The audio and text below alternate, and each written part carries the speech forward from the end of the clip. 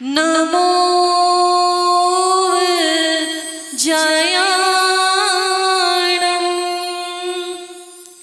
नमो लोई सवसाणं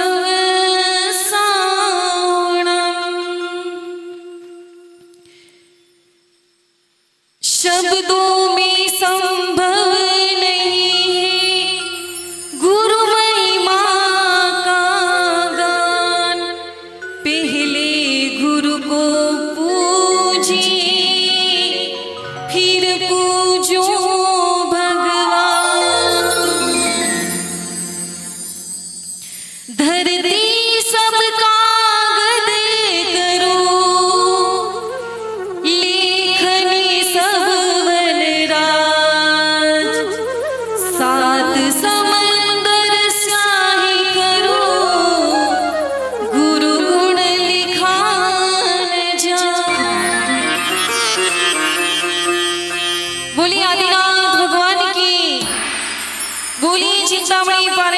भगवान की, बोली महावीर भगवान की, बोली परम पूज्य मुनि कुंजन आचार्य शिक्षण आदि सागर जी महाराज की, बोली तीर्थ भक्त शिरोमणि आचार्य शिक्षण महावीर कीर्ति महाराज की, बोली परम पूज्य आचार्य शिक्षण विमल सागर जी महाराज की, बोली परम पूज्य तपस्वी सम्राट तपोवन आचार्य शिक्षण सन्मति सागर जी गुरुदेव की, बोली परम पूज्य चतुर्पट्टाधीश स्वास्थ्य शिरोमणि राष्ट्र गौरवाचार्य भगवान श्री सुनील सागर जी गुरुदेव की, समस्त आचार्य संघ की जय हो।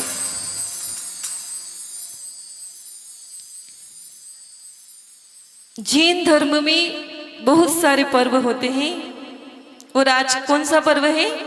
चंदना षष्ठी, चंदन षष्ठी।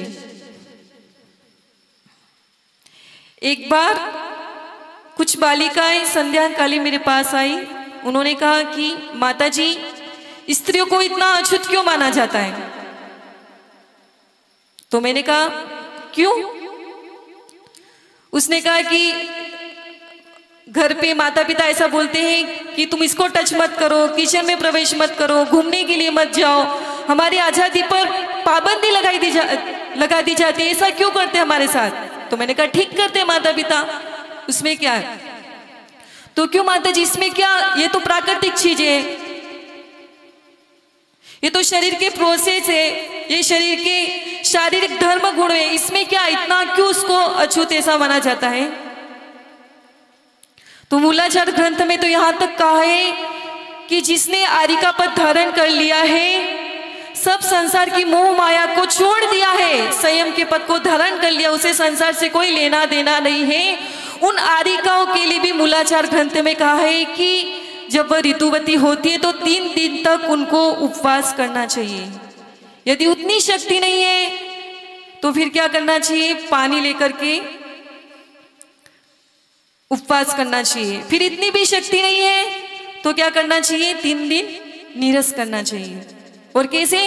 न वो गुरु के दर्शन करेगी, न जिनेंद्र भगवान के दर्शन करेगी, न किसी से वार्तालाप करेगी, एकांत में रह करके प्रभु का मन में चिंतन ध्यान करेगी। इस तरह की आरिकाओं के लिए चर्या बताई गई है। तो वैसे ही चंदन षष्ठी पर्व है। तो मैंने उसे कहा कि काशी देश में एक बनारसी नगरी है, वहां पर सूरसेन नाम का एक राजा रहता है और उसकी रानी का नाम पद्मनी था।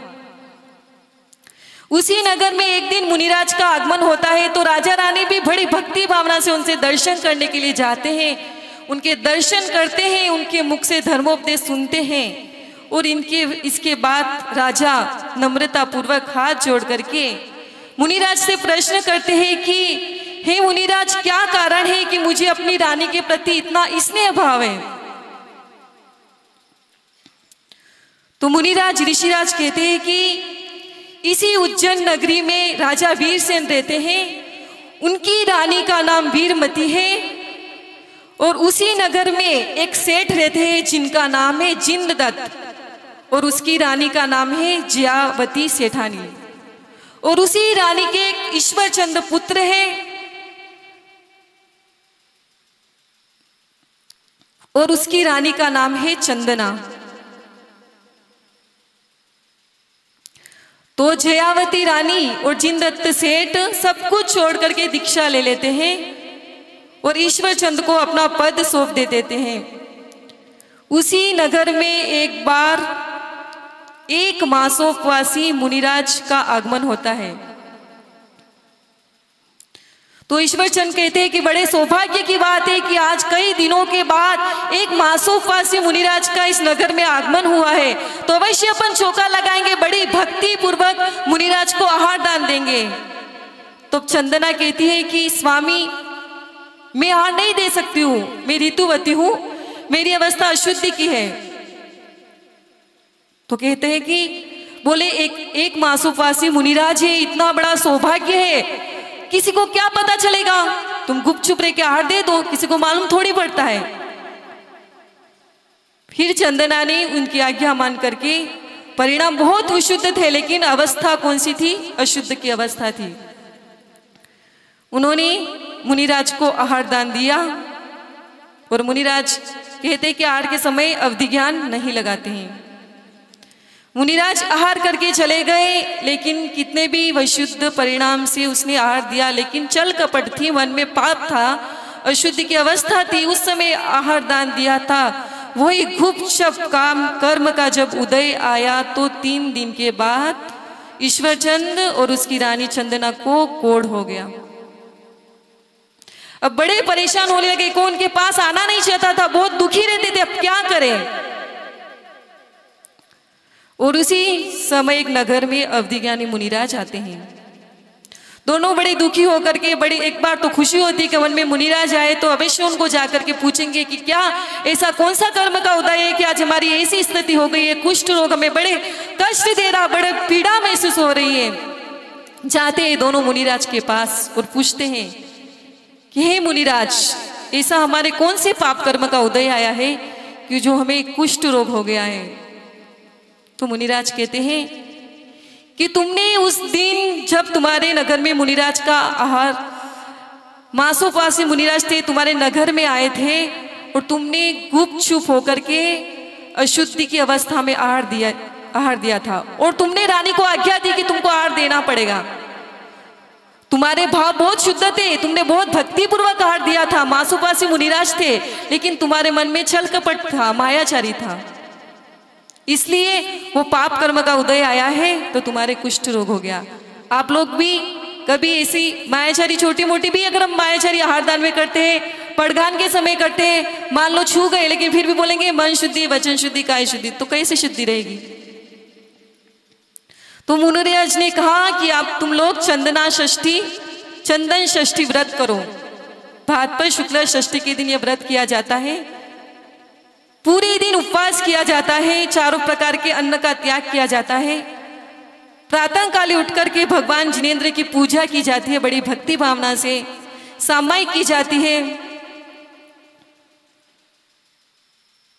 इसके बाद घर में किसी प्रकार का आरंभ परिग्रह नहीं किया जाता है, पूरे दिन देवशास्त्र गुरु की भक्ति में यह समय बिताया जाता है। तो इन दोनों ने इस व्रत को बड़ी भक्ति पूर्व से पालन किया, मुनिराज से व्रत ग्रहण किया और कुछ ही समय के बाद उस व्रत का ऐसा प्रभाव हुआ कि उनको जो कुष्ठ रोग था वह कुष्ठ रोग से मुक्त हो गए।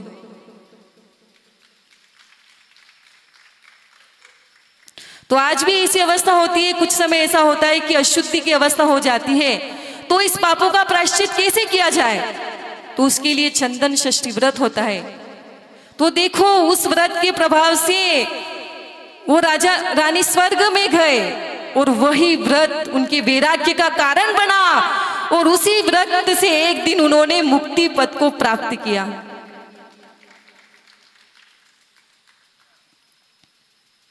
तो ये चंदन षष्ठी व्रत प्रत्येक महिलाओं को, और पुरुष भी करते क्योंकि दोनों ने किया था, ईश्वरचंद और चंदना ने।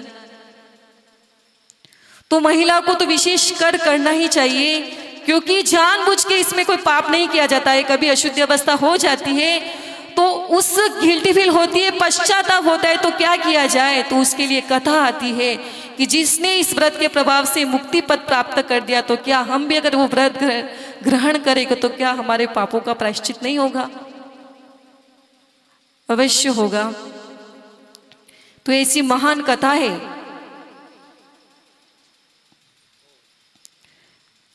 आचार्य भगवान ने अध्यात्म सार शतक एक ग्रंथ लिखा है, जिसमें बहुत सुंदर श्लोक है। एक एक शब्द को ऐसे मोती के रूप में पुराया है, जिसे पढ़ते ही परिणाम स्थिर हो जाते हैं। निद्रा व्रचना लापकम चल चल चल के ज्ञान, शुद्ध व्रति अकशायता ज्ञानी की पहचान। निद्रा, निद्रा किस किस को नहीं आती, लेकिन इसी काल में ऐसे एक महामुनिराज आचार्य आदि सागर जी थे, जो जंगल की 7-7 दिन तक गुफाओं में रहते थे। ऐसी निद्रा पर विजय प्राप्त की साधना करते थे।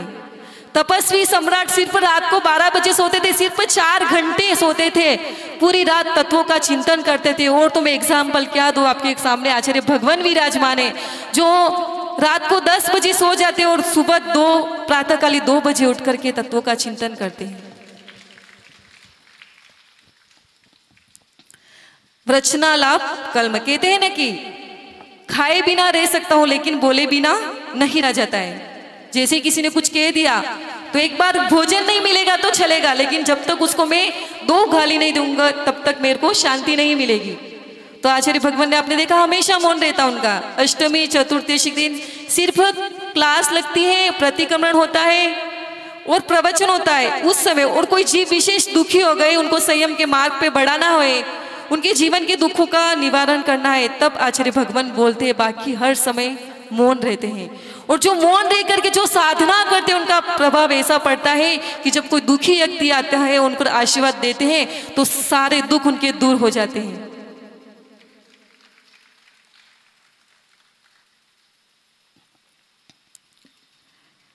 वैसे हमारे संसार में हर प्राणी सुखी होना चाहता है, दुखी कोई नहीं होना चाहता है, लेकिन 2 शब्दों ने इस संसार में सबको उलझा रखा है। यदि जिस व्यक्ति ने 2 शब्दों को समझ लिया, तो मैं सोचती हूँ उसकी आधी समस्या है ऐसे ही खत्म हो जाएगी।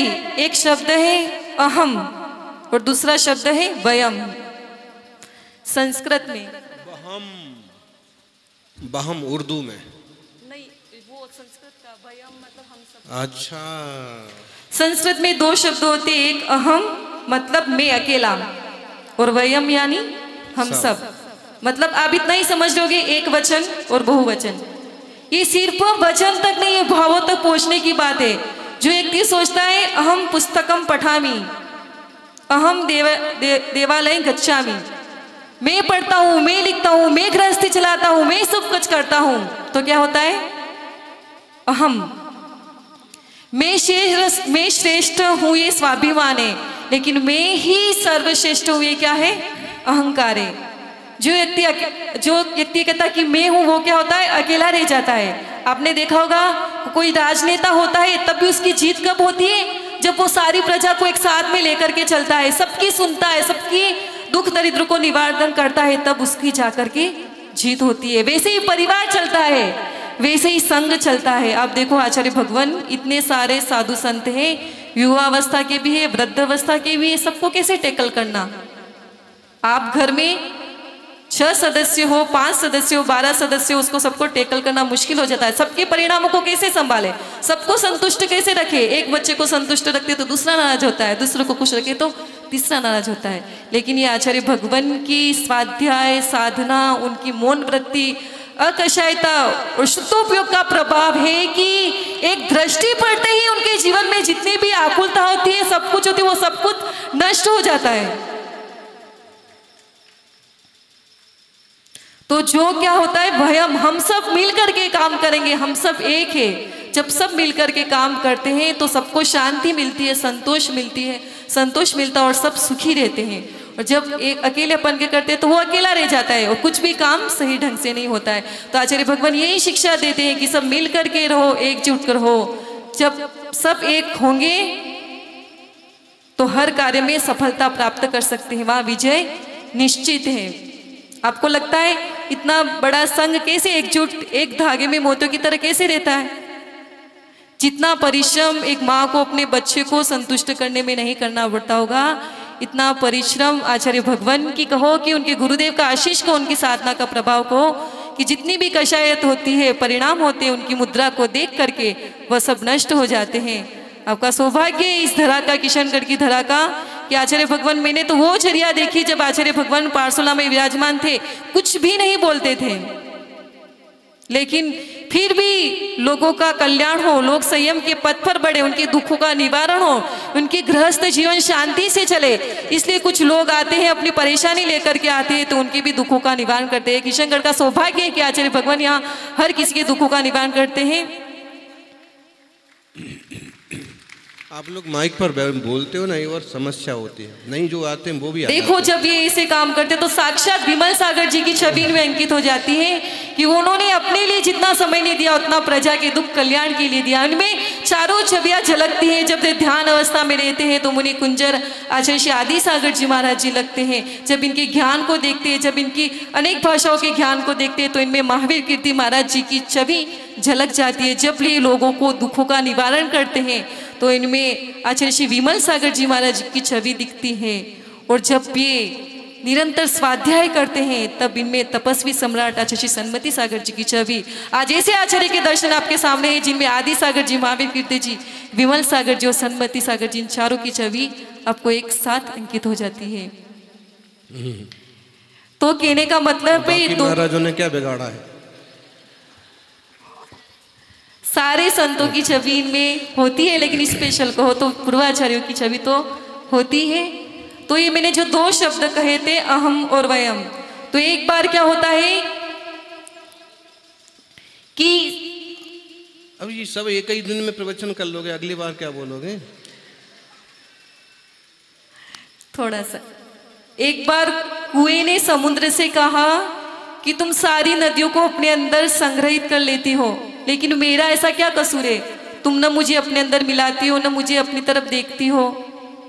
तो समुद्र क्या कहते हैं? मैं कुछ नहीं करता हूँ, जो भी मेरे पास समर्पण भाव होकर के आते हैं, श्रद्धा से आते हैं, तो मैं सबको उनके अंदर, अपने अंदर समाहित कर देती हूँ। तुम कुआं, तुम भी अपने चारों तरफ क्रोध, मान, माया, लोभ, चारों कषाय की दीवार तोड़ कर दो, फिर देखो कि मैं भी तुमको अपने अंदर समाहित करती हूँ। यही आचार्य भगवान बैठे हैं। तुम भी अपने अंदर की, भीतर की क्रोध, मान, माया, लोभ की दीवारों को तोड़ करके इनके चरणों में समर्पण हो जाओ, तो देखो तुम भी उनके समान बन जाओगे, तुम भी उस शुद्धवती चिंतन आत्म तत्व को पाओगे। इसी भावना के साथ बोले परम पूज्य चतुर्थ पट्टाधीश स्वामी शिरोमणि आचार्य भगवान श्री सुनील सागर जी गुरुदेव की।